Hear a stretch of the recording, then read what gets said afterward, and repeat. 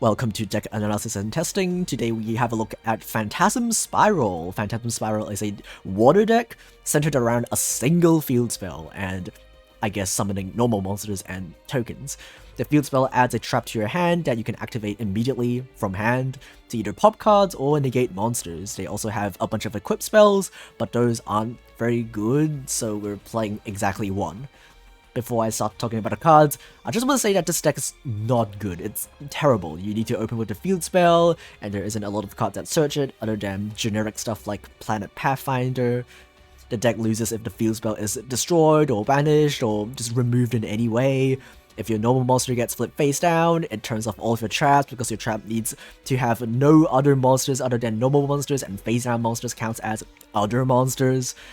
It's hard to push for damage because you only get one token at a time. The token doesn't even have a lot of attack, and for whatever reason, Konami thinks that this deck is still too good, and they limited the trap to 1, so we can't even play Terraforming. Cool, what a fun deck, right?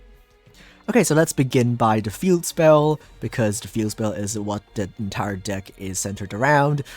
Pacifist the Phantasm City is a field spell that treats itself as Umi, which doesn't really come up, it's just there, I guess. And also, it locks you from special summoning or normal summoning effect monsters when you activate any of the card's effects. So that's why we're not playing any extra deck monsters, we're not playing any effect monsters that we summon. The only effect monster we're playing is the one that draws a card, which can actually be used because it doesn't count itself as a monster effect when you use it as a pendulum scale. So it has two effects. The field spell can once per turn, if you normal or special summon a normal monster and no other cards, you can add a Phantasm Spiral card from your deck to your hand. Usually it will be your traps because they are pretty good. And the other effect is whenever your opponent activates a card or effect, and you control no tokens, you get to summon a 2k token to your field. It is not once per turn, so whenever you don't have a token on your field, this will give you a token. So a lot of people think that it's once per turn, it's not. Whenever you don't have a token, it just gives you one for free. But the search is once per turn. Okay, so let's have a look at the search targets for our field spell. We have the super rare negate trap, which can be activated from hand when you have a Umi on your field, which is your field spell. And if you only control normal monsters, and by the way, I mentioned that in the intro, if you have a face down monster, because say your normal monster gets flipped face down, you can't activate this card. So keep that in mind. You can basically target and negate an effect monster on the field, and that monster loses 1,000 attack. This not only gives you a way to negate effects, it also gets you gets your monster an easier time to actually beat over your opponent's stuff, because your token only has 2k, which is not enough to beat over most boss monsters. Next is the limited 1 trap, which is actually the better trap, which makes sense why they limited it to 1, but the deck is not good anyway, so there really is no reason to do that. This trap can target a card that is on the field and just pops any card. It can pop a monster, it can pop back row, it's pretty good. And also both of these traps have a graveyard effect to equip an equip spell from somewhere to a monster that you control. So the Phantasm Spiral Power equips from hand or graveyard, and Battle equips from field, so it basically switches the target that the equip spell equips to. And the equip spell that we're only playing one because that is pretty much the only one that's playable, is Phantasm Spiral Wave. This prevents your monsters from being destroyed by battle once per turn, and also at the end of the battle phase, if your monster battles, you can special summon a Phantasm Spiral Dragon from your hand, deck, or graveyard, and then equip this card to that monster.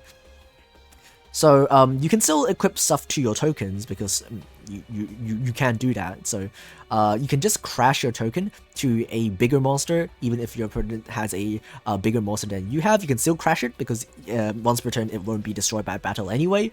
And then at the end of the battle phase, you can just trigger its effect to summon the big dragon from your deck, which is a lot better than your token because it has 2900 attack and defense and can beat over most boss monsters. And that is the only big monster that we're playing in our deck. We're not playing more copies because it is bricky. This deck is already bricky enough. We don't need more bricks. And for our other monsters, we're playing 3 copies of Sabersaurus. It's a normal monster that we can normal summon that has a lot of attack. Usually in the expensive version, you play Megalo Smasher X, which is basically this but better. It has 100 more attack, and that 100 attack really matters because 2 attacks will be enough to deal 4k damage, but this cannot. And the reason why we're playing a high attack normal monster dinosaur is because of this card that we're playing. Survival's End is a pretty interesting trap that works pretty well with normal monsters that our tokens basically are, and can summon dinosaurs from our deck directly, but it gets destroyed during the end phase. But that's fine, because we can use the second effect that pops both a dinosaur monster that we have and a card that our opponent has. So it is basically a removal, and if your opponent happens to play a deck that plays normal monsters, stuff like Genius Loci, or maybe Suships, this card can pop those as well as the on-field effect pops all face-up normal monsters on the field, and that includes your opponents. And for consistency, we're playing 3 Magical Mallet, 1 Reload, because we really need to open with the field spell, otherwise our entire deck does not work. And also 3 copies of this Pendulum monster, and because the draw effect is the pendulum effect and not actually the monster effect, we can still use it under the restriction of the field spell and the restriction of our skill, which is Restart. This skill used to be pretty good, it's now quite bad, but I mean, anything to increase the consistency is appreciated.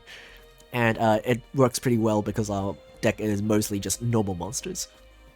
This skill basically allows us to mulligan, shuffle our hand, and draw a new starting hand with 1 less card, but you cannot activate monster effects or special summon during the main phase of your first turn.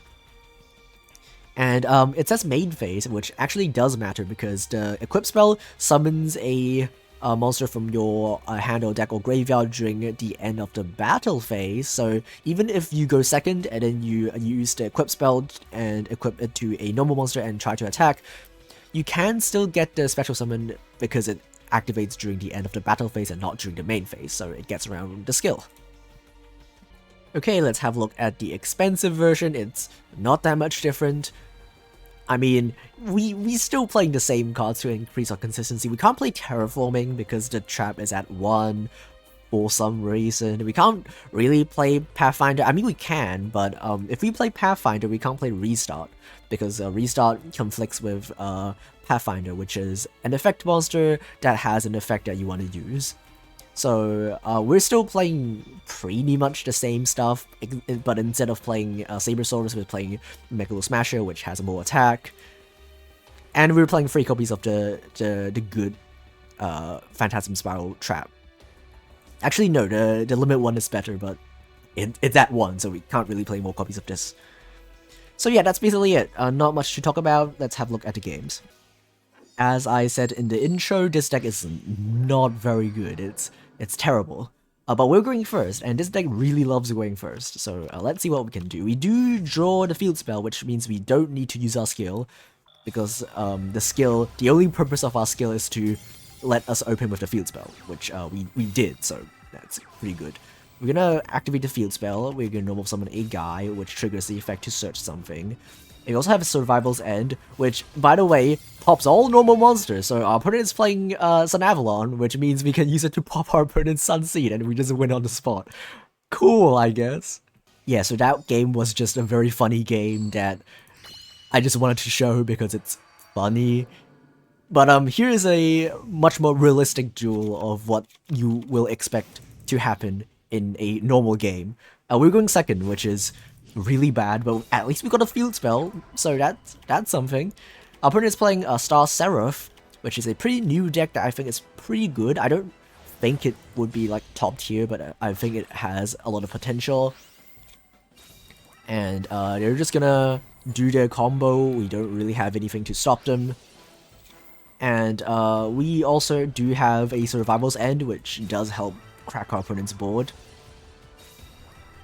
And the equip symbol will allow us to summon a big dragon from our deck and hopefully contest whatever Xyz they have on the field.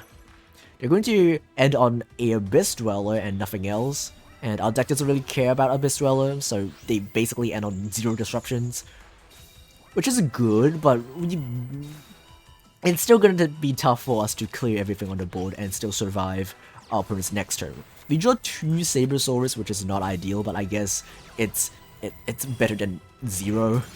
We can normal summon 1 and then grab the trap, and then use the Equip Spell effect to summon the big dragon, which gets stolen. Cool. We can at least get ourselves a token and then search another trap, because the token is treated as a normal monster. Our opponent will use their skill. They're going to get rid of the dragon that they stole from us. And then these 2 traps need to do a lot of work. And our opponent will summon a bunch of guys, and I'm just waiting for them to make their Xyz so we can just pop the Xyz. But they make Deltros, which can pop the field spell and doesn't let me respond to it. So, well, I guess all of our traps are useless now. We can't use them when we don't have Yuumi on the field. We can't use them from the hand, so well, I guess we're just dead now. Our opponent will just clear our board, attack with 2 Xyz, and that's just way more than... Yeah, it's just... Yeah, we're just so dead. Maybe I should have known that Deltros was coming. I mean, stick chair combos was very popular back then. I just kind of wiped that out of my memory. Let's see what we can do this game. Again, we draw the field spell, so we don't have to use restart. We can shuffle back the big guy to our deck and draw a much better opening hand. We can normal summon the Sabersaurus, grab ourselves the other trap that we don't have in our hand, and we just pass. We have 2 disruptions and a third one when we summon a token. And as I said in the intro, if our opponent books our normal monster, it turns off all of the traps in our hand. So the trap says specifically, if all monsters you control are normal monsters. So if we have a face down monster, that counts as not a normal monster and we can't activate our traps. So again, we can just only watch our opponent combo and summon their Constellas, and we can only hope that we don't lose. And they're gonna make Omega, which is really tough because it basically protects all of their stuff from being affected by our traps, which is our main form of removal. Or rather, our only form of removal is from the traps. Well, they destroy our face down, which is the biggest blunder they could have ever done, because now I don't have a face down card. I can actually use all my traps. So we can actually negate the Omega, pop the Pleiades, and then because they activated an effect and we don't have a token on resolution, we can just make another token, and he tries to book my monster, but it's a token, so you can't really book it. So they book their own monster and they scoop out of shame. That is so...